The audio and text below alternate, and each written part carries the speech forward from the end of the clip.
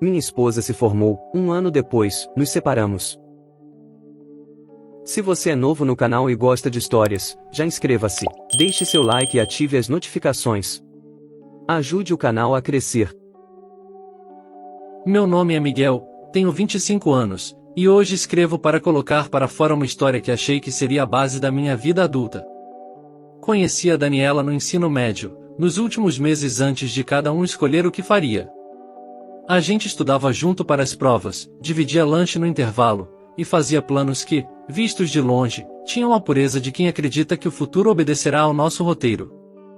Nossos pais sempre foram muito próximos, as famílias se davam bem e apoiaram o namoro desde o início. Minha mãe adorava a Daniela, e os pais dela me tratavam como parte da casa, chamavam para os almoços de domingo e comemoravam cada aniversário nosso juntos. Sempre fomos um casal muito ligado à igreja, frequentávamos as missas aos fins de semana, ajudávamos em eventos comunitários e participávamos dos grupos de jovens. Parecia que nosso relacionamento tinha um alicerce de fé e afeto, e que nada seria capaz de abalar isso. No fim daquele ano começamos a namorar, e 2 anos depois eu propus casamento. Não foi nada extravagante, família por perto, alguns amigos, o pessoal da igreja e alguns vizinhos, uma cerimônia simples, papéis assinados no cartório, bênção na igreja e uma festa pequena onde todo mundo ria e abraçava e jurava que a gente tinha nascido um para o outro. A decisão de mudar de cidade veio pelo sonho dela. A Daniela sempre quis a faculdade, e naquela cidade pequena havia um polo universitário forte. Lembro do apoio das nossas famílias nesse momento, meus pais nos ajudaram com a mudança, o pai dela carregou caixas, a mãe dela chorou na despedida e prometeu visitar em todos os feriados. O clima era de esperança, como se todo mundo estivesse abrindo caminho para o nosso futuro juntos.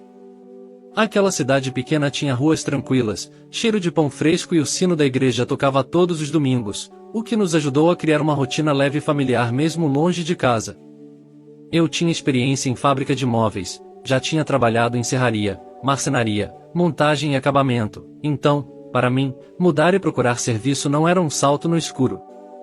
Na entrevista para a vaga, o dono da fábrica, o Joaquim, começou me olhando desconfiado e soltou: "Essa geração não gosta de trabalhar." Depois que abriram esse polo universitário por aqui, ficou pior ainda. Todo mundo quer diploma, ninguém quer chão de fábrica. Eu respondi que eu tinha aprendido a trabalhar antes de aprender a falar desses diplomas, que sabia medir, cortar, montar e entregar no prazo. Ele ficou em silêncio, pediu para eu passar na linha e fazer um teste. Em pouco tempo, já estava lá, na fábrica que precisava de alguém para tocar uma linha de produção de armários planejados. O salário era acima do mercado, dava para segurar o aluguel, as contas da casa e ainda separar um bom valor todo mês. Gostava de chegar do trabalho e sentir o cheiro de comida saindo da cozinha, de ouvir a Daniela estudando, e nas noites de domingo a gente caminhava até a igreja da Praça Central, participava da missa e voltava de mãos dadas, comentando os planos da semana. Era uma vida simples, mas cheia de significado. Eu gostava da sensação de pagar as coisas no dia, de ver uma reserva crescendo devagarinho, como madeira secando no tempo certo até ficar no ponto de virar algo sólido.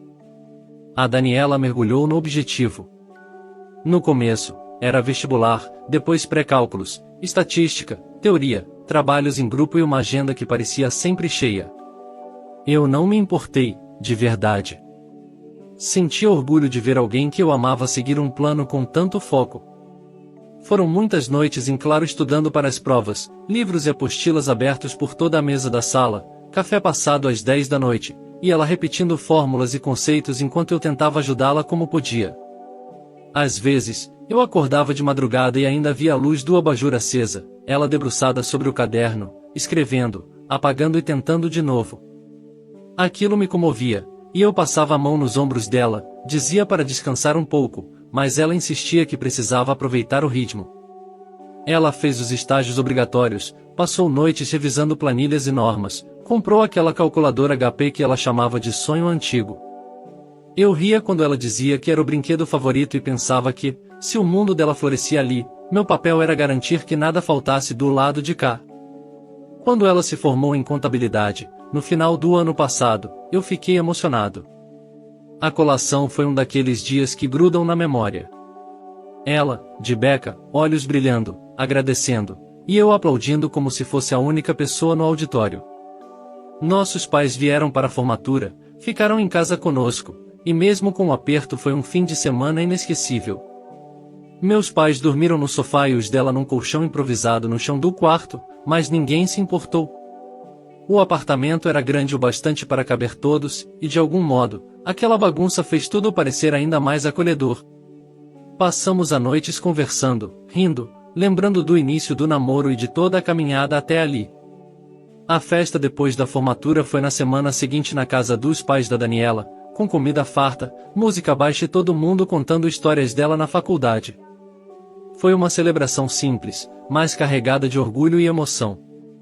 Logo depois, ela correu atrás dos registros, carteira profissional, tudo certinho, e a conversa do escritório veio naturalmente.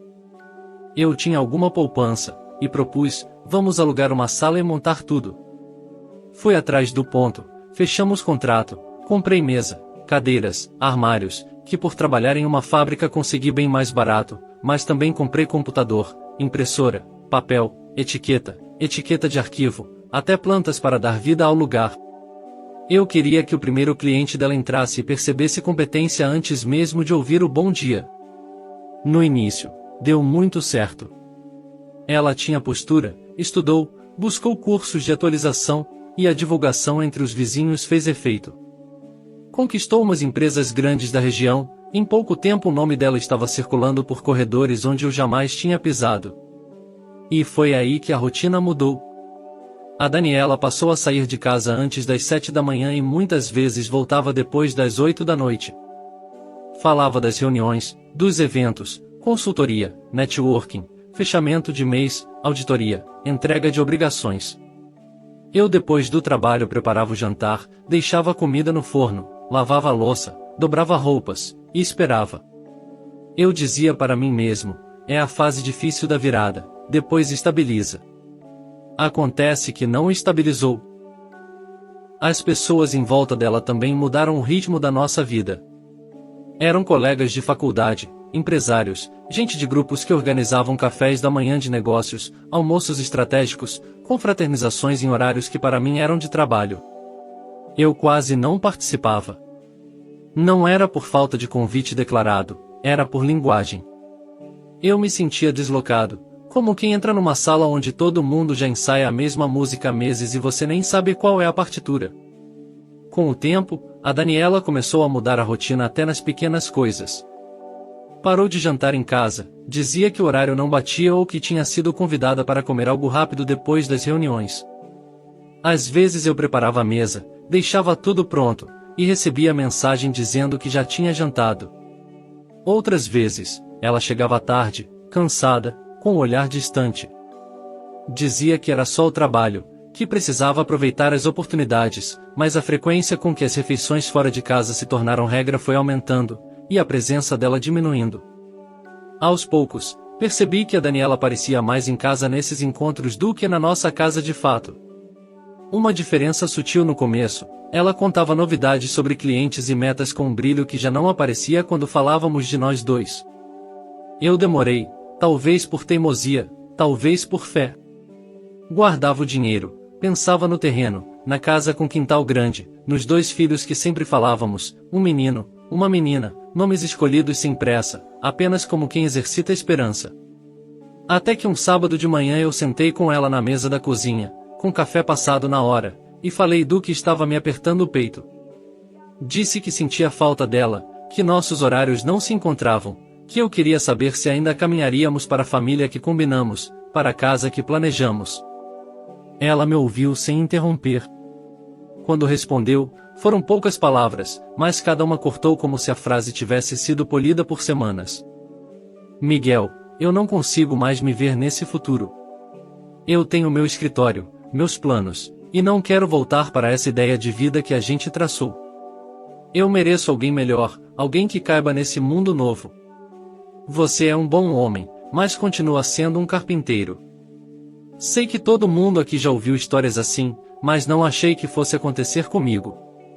Eu costumava ouvir esses relatos e pensar que as pessoas exageravam, que um relacionamento construído com tanto amor, apoio familiar e fé não poderia desmoronar assim. Talvez por isso o choque tenha sido tão grande, porque nunca me preparei para a possibilidade de virar o personagem principal de uma história dessas.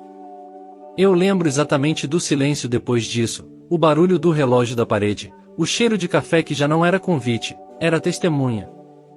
Tentei dizer que não era sobre profissão, que era sobre parceria, que nada do que ela tinha erguido seria tão sólido se a base da casa não estivesse firme. Sugeri terapia de casal, falei de amor, de compromisso, do que prometemos no altar. Ela disse que as amigas já vinham dizendo para ela pensar nisso, e que agora tinha aberto os olhos. Na mesma semana, ela alugou um apartamento pequeno perto do escritório e me avisou que estava saindo de casa. Pegou as roupas, alguns livros, a calculadora HP e um vaso de planta que, por ironia, fui eu quem reguei por meses. A casa ficou maior sem o som dela, e menor sem o motivo de eu correr para chegar cedo. Voltar do trabalho e não ouvir a chave na fechadura às 8 e tanto criou um buraco no meio da sala. Passei uns dias andando em círculos, sem saber onde pousar a mão. No trabalho, pedi umas horas livres, disse ao meu chefe que precisava resolver coisas pessoais. Ele olhou como quem já viu isso muitas vezes e respondeu apenas: "Vai lá, Miguel." Hoje de manhã, fui com ela e com o advogado ao cartório. Foi rápido e pouco burocrático, como são as coisas que não fazem ideia do peso que carregam.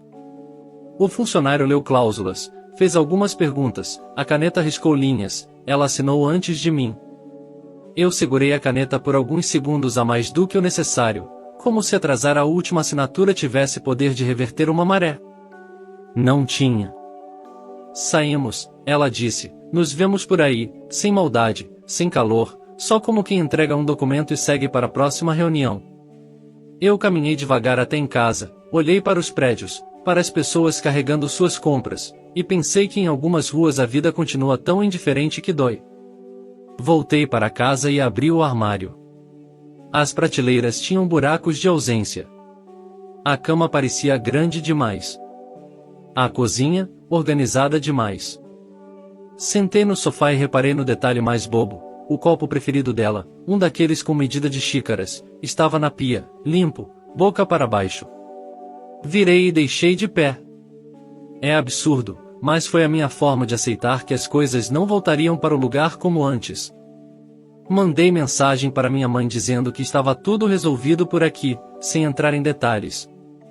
Recebi de volta um: "Se cuida, se precisar, conta comigo", algo que, pela primeira vez, me pareceu grande o suficiente para caber no vazio. Muita gente diz que o sucesso muda as pessoas. Talvez mude. Talvez só revele uma rota que sempre esteve nela e eu não quis ver. Eu apoiei cada passo, aplaudi cada conquista, montei o escritório, segurei as pontas e sonhei por dois.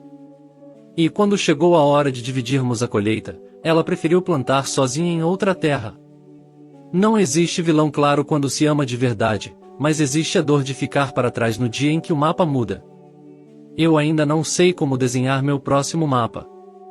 Sei que amanhã, cedo, o relógio vai tocar, a fábrica vai me esperar, e a madeira vai continuar pedindo cuidado. Talvez eu comece por isso, continuar cuidando do que ainda sustenta a minha casa, mesmo que, por enquanto, a casa seja só o lugar onde eu aprendo a dormir de novo. Se você leu até aqui, obrigado por me emprestar seus olhos e alguns minutos do seu dia. Escrevo para registrar o fim, mas também para não esquecer que eu ainda posso recomeçar, mesmo que agora eu só consiga dar passos curtos. E você, já viveu algo assim? Deixe nos comentários. Atualização. Gostaria de começar agradecendo a todos os comentários. Li cada um deles com atenção e carinho, mesmo os mais curtos, e foi emocionante ver tanta gente compartilhando palavras de apoio e histórias parecidas. Peço desculpas por ter ficado quase um ano sem trazer novidades. A verdade é que o tempo passou, e eu precisei aprender a me acostumar com o silêncio e a rotina. Por ser uma cidade pequena, acabei esbarrando com a Daniela algumas vezes em lugares como o mercado, a padaria e até na praça, sempre sozinha ou com alguma amiga. Nunca mais a vi acompanhada de mais ninguém. Nessas ocasiões, A conversa é sempre breve e educada, um cumprimento rápido, um comentário sobre o clima ou sobre a correria do dia. Eu, por outro lado, tenho levado uma vida tranquila, trabalho nas mesmas coisas, continuo na fábrica, e sigo tentando manter minha rotina o mais estável possível. Ainda moro no mesmo apartamento, fiz algumas pequenas mudanças, troquei a cortina da sala, os móveis de lugar e, aos poucos, fui dando outro significado ao espaço. Na última vez que encontrei a Daniela, foi na fila do mercado. Ela parecia abatida, o olhar cansado, e quando percebeu que era eu, deu um sorriso tímido. Disse que as coisas estavam complicadas, que o escritório já não era o mesmo. Contou que uma startup de outro estado tinha enviado representantes para a cidade e oferecido serviços totalmente digitais, a preços muito abaixo do que o mercado local podia competir. Disse que várias empresas grandes encerraram os contratos com ela, e que os clientes que antes pareciam fiéis, acabaram mudando de lado. Eu ouvi, desejei força e disse que esperava que ela conseguisse dar a volta por cima e que desse tudo certo. Logo chegou a minha vez no caixa, ela ficou na fila, e eu segui a minha vida. Quando saí do mercado, olhei para o céu nublado e senti que, de alguma forma, aquele ciclo finalmente estava se fechando. Não havia mais raiva, só uma espécie de paz silenciosa, o reconhecimento de que o tempo coloca cada coisa em seu lugar. Comentário do curador. Li o relato e a atualização do OP e o que mais me marcou foi a honestidade silenciosa das cenas simples, o café esfriando, a caneta demorando sobre o papel, o copo virado na pia, e depois, o reencontro discreto no mercado. A forma como ele descreve aquele momento, sem raiva, apenas com serenidade, mostra o quanto amadureceu e aceitou o fim como parte do ciclo. O sucesso da Daniela não foi o verdadeiro problema, mas sim o espaço que deixou de existir. É possível sentir que o OP não queria voltar no tempo, apenas entender por que tudo se perdeu. E ver que, depois de tanto tempo, ele conseguiu olhar para ela com empatia e seguir adiante sem rancor, é o ponto mais bonito dessa história. Às vezes, a vida adulta é isso, a gente sustenta o teto enquanto o outro descobre que quer morar em outra casa.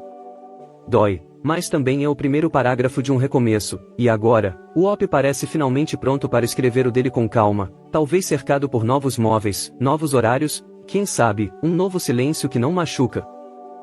Obrigado por assistir até aqui. Para mais histórias como esta, curta este vídeo, inscreva-se no meu canal e compartilhe nas redes sociais.